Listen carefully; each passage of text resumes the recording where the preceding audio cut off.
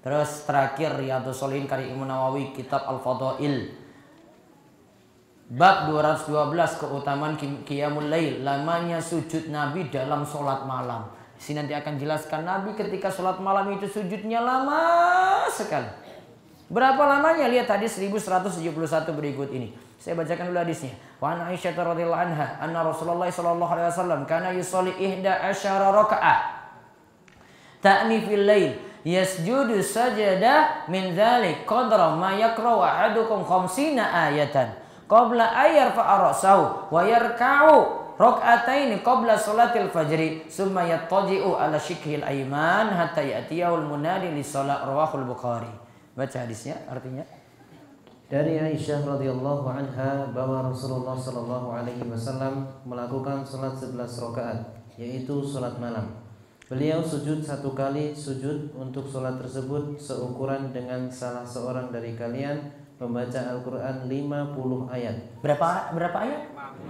Nah, lagi apa tadi? Pirang menit bicah, ya Allah. 50 ayat. Pinten menit biasanya baca 50 ayat? Ya 15 menit lah Pak Sudar ini ya. Paling bacanya nafas paling seayat gue. Iya. 50 ayat. Lanjut. Sebelum beliau mengangkat kepalanya dan beliau melakukan sholat 2 rakaat sebelum sholat subuh. Nah, qobliyah subuh. Terus kemudian beliau berbaring di atas sisi tubuhnya yang sebelah kanan sampai datang muadzin kepada beliau. Tubuh sebelah kanan. Ini berbaring sebelah kanan sini, Ji. Nah, yang dianjurkan berbaring sebelah kanan. Yang masih boleh tidur terlentang. Yang tidak boleh tidur, nah, itu nggak boleh. Mau tidur terlentang boleh, tidur baring kiri boleh, baring kanan tadi yang disunahkan. Yang tidak boleh tadi apa? Nah, itu bapak biasanya kui loh Pak. Kecuali apa?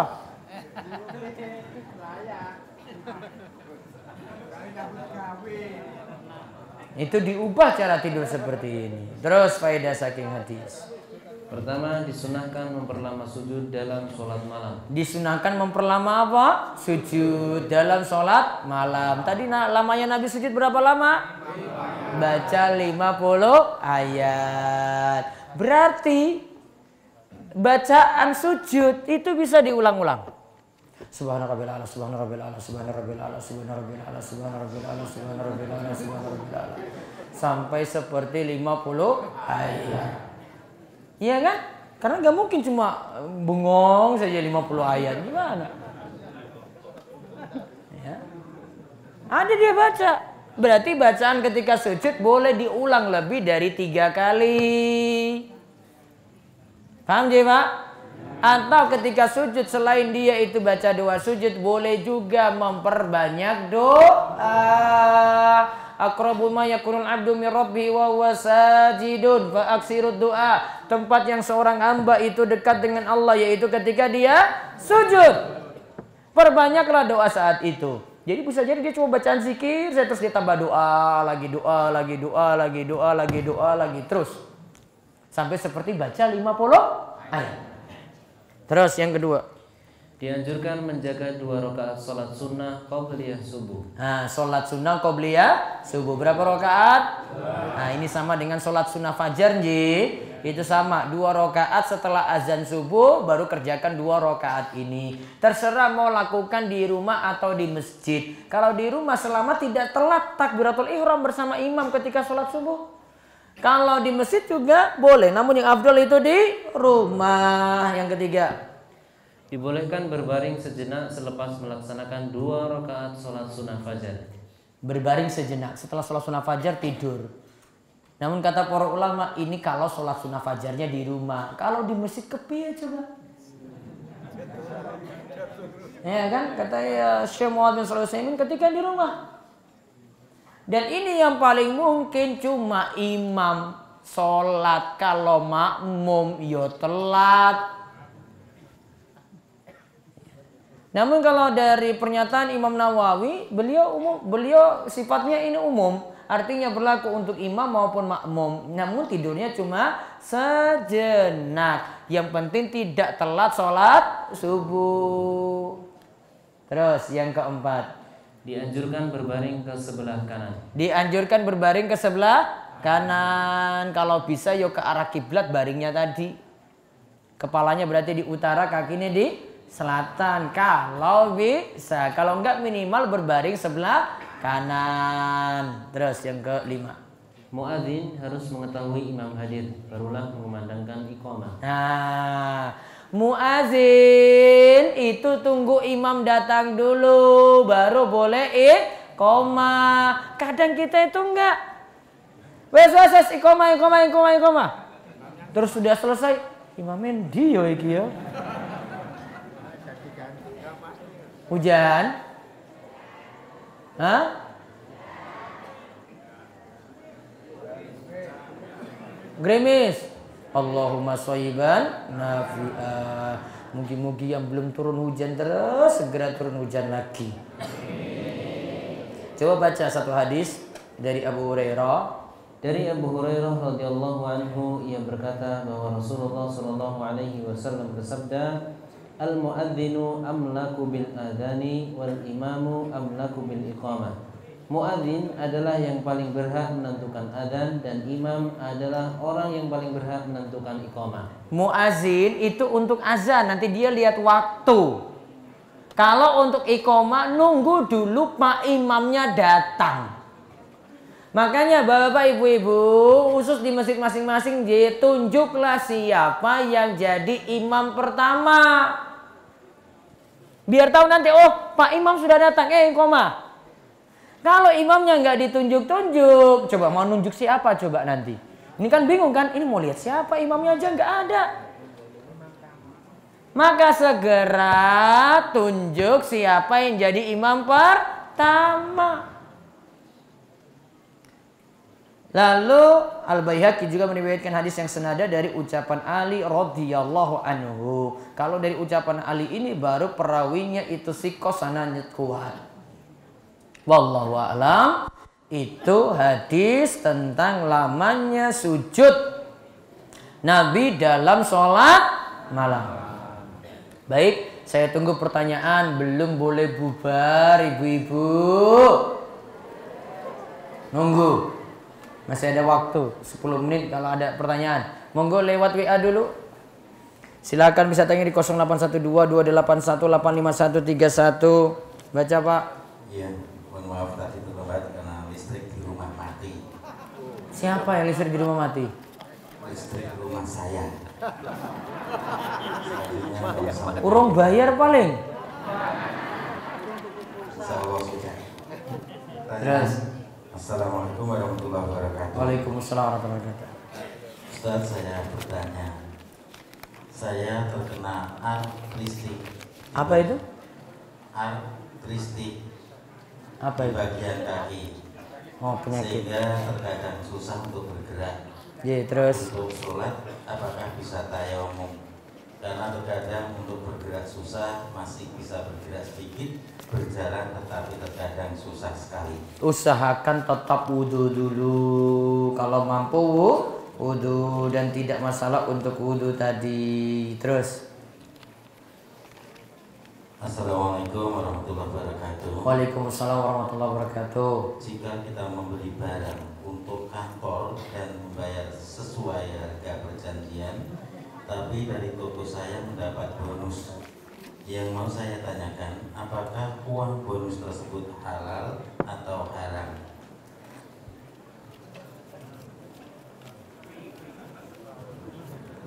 Bonusnya dikasih ke toko tadi dari kantor. Sebentar, yang kasih hadiah siapa?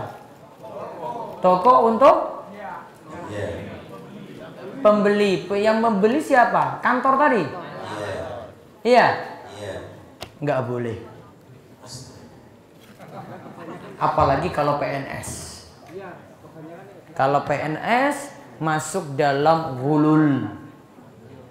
Gulul itu hadiah khianat.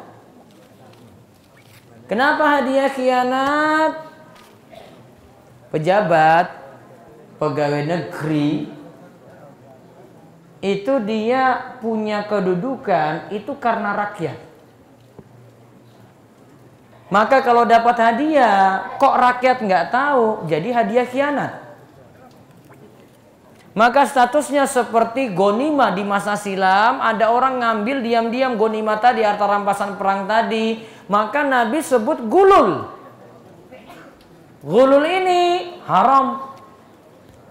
Maka uang tips untuk pegawai negeri lebih berat dibandingkan untuk pegawai swasta. Kalau pegawai swasta dia cukup lapor ke atasannya langsung. Walaupun ini tidak masuk dalam gratifikasi, namun ini masuk dalam uang tips. Dan ini masuk dalam istilah gulul. Gulul itu ada 3 macam. Pertama, harta rampasan perang yang diambil diam-diam. Yang kedua, korupsi kas negara. Yang ketiga, hadiah tips untuk pejabat atau untuk pegawai negeri. Maka tidak boleh. Nah, itulah beratnya jadi pegawai negeri. Orang rasa cuma terus hati-hati. Boleh bekerja jadi pegawai negeri, boleh. Namun untuk hati-hatinya, untuk harta ini. Nggak boleh bilang rasa nggak boleh. Salah yang bilang rasa tadi. Apakah tanah yang digunakan jalan mendapat pahala yang mengalir ketika sudah meninggal? Iya. Kalau dimanfaatkan terus dengan catatan. Yang kasih tanah tadi muslim, rajin sholat. Kalau bukan muslim, tidak rajin sholat, tidak masuk pahala. Kakak saya meninggal, dari istri pertama punya anak 1. Istri kedua punya anak 1. Beli tanah sama istri kedua. Apakah anak dari istri pertama itu tidak dikasih Pak Ustadz?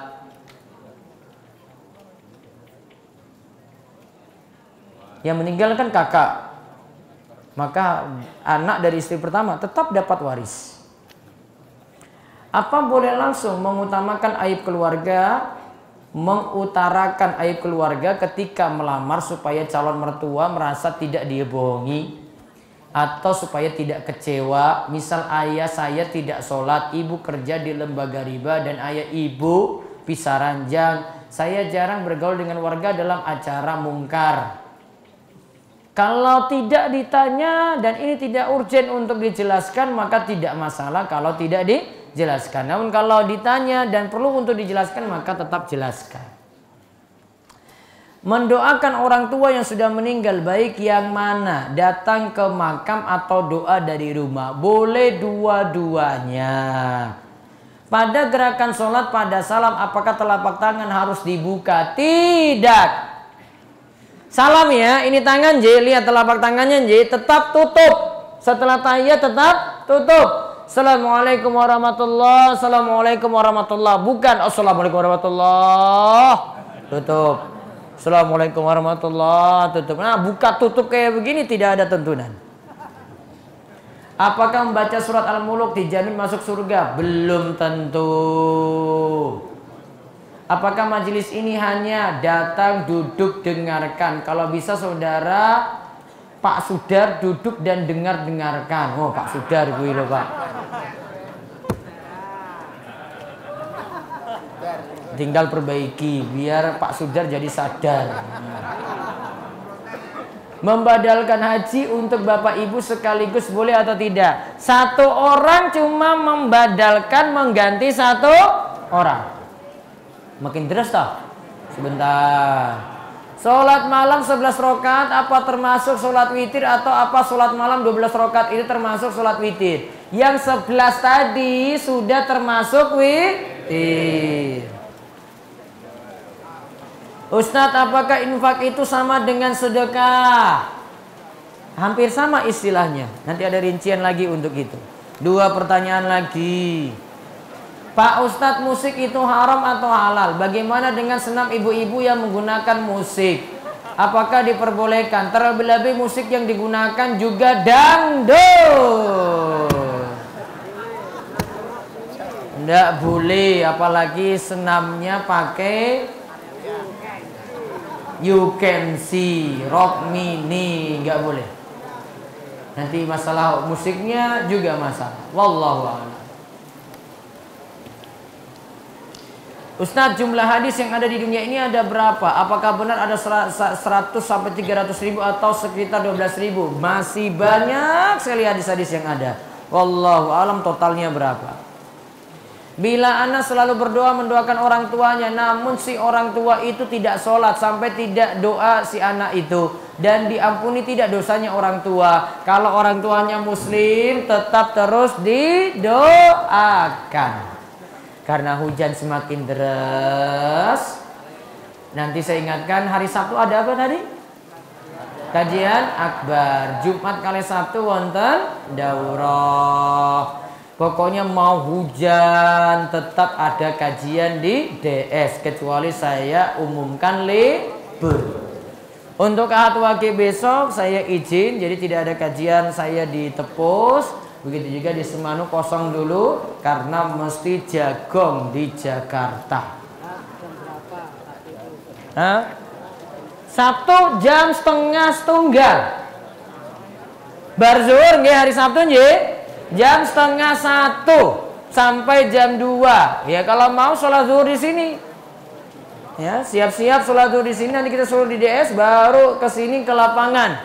Nanti ada pembagian pakaian, layak pakai, insya Allah masih ada dari sumbangan saking Jakarta, Surabaya, masih banyak, nanti bisa dibagi. Demikian kita cukupkan. Mungkin manfaat lan bawa berkah. Allah terus jaga kita dalam kebaikan, diberi taufik untuk beramal soleh, dan Allah berikan hujan yang penuh berkah dan penuh manfaat, menyuburkan tanah-tanah kita, memberikan hasil tani bagi kita yang penuh berkah, dan mungkin kita dapat berkah ilmu dan amal serta istiqomah. Kita tutup kalian doa kafaratul majelis. Semoga subhanakallahumma bihamdika asyhadu an la ilaha illa anta astaghfiruka wa atubu ilaik. Walhamdulillahirabbil alamin. Assalamualaikum warahmatullahi wabarakatuh.